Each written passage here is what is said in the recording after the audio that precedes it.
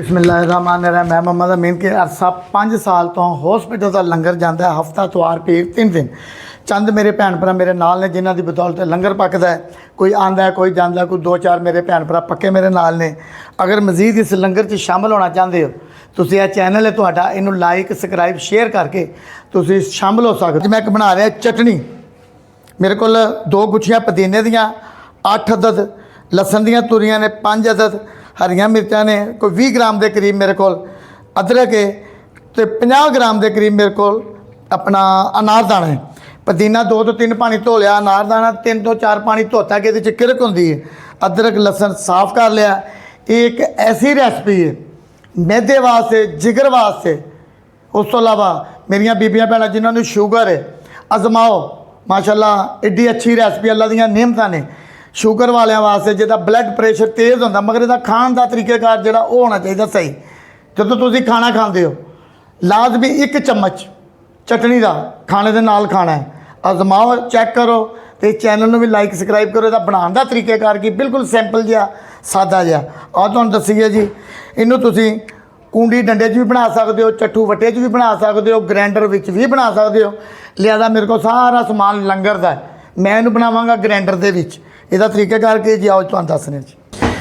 अच्छा जी, सब तो पहले असीं अनारदाना पावांगे जी। अनारदाना पावांगे सारा ही। उस तो बाद इहदे च असीं लसन अदरक वगैरह पावांगे, हरी मिर्च पावांगे, नाल ही फिर पुदीना।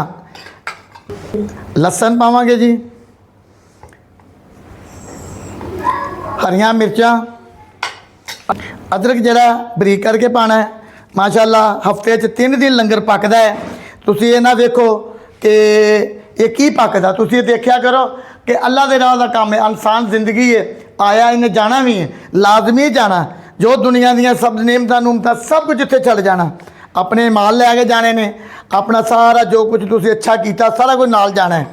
1 चम्मच नमक का पाना वा, इहनूं ग्राइंड करांगे जी।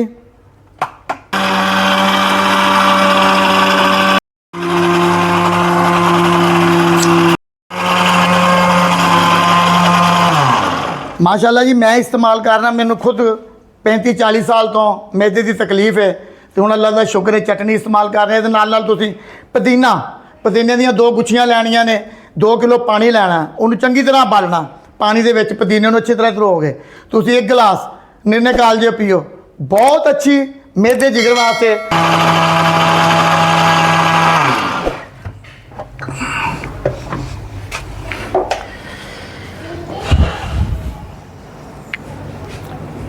माशाल्लाह जी, चटनी देखें ज़ैका अपने मुँह हर बंदा ही कहता जी। लिहाजा इनू बनाओ, मैनू कमेंट करो, लाइक सबसक्राइब शेयर भी करो कि मैं पढ़िया लिखिया नहीं है। बच्चे पास कात अच्छा कमेंट भी पढ़ के सुना देंगे ने, जिते तंगीज़ होंदी है वो भी पढ़ के सुनाते हैं। क्यों ज़ाहिर है तुसीं मेरे भैन भरा मैनू पसंद करते हो, तो मैनू तुहाडे कमेंटां का जवाब भी देना चाहिए। फिर जो अच्छा लगता मैं जवाब दे देना। मगर मेरे भैन भरा सारे अच्छे ने, इनू असीं अच्छे किसी साफ सुथरे बर्तन च कढ़ लीए। इनू खाण का मज़ा माशाल्लाह इस तरह, इस तरह फड़ो, बिस्मिल्लाह, क्या बात है। माशाल्लाह जी, रेसिपी भी साड़ी तैयार हो गई, डेकोरेशन भी हो गई।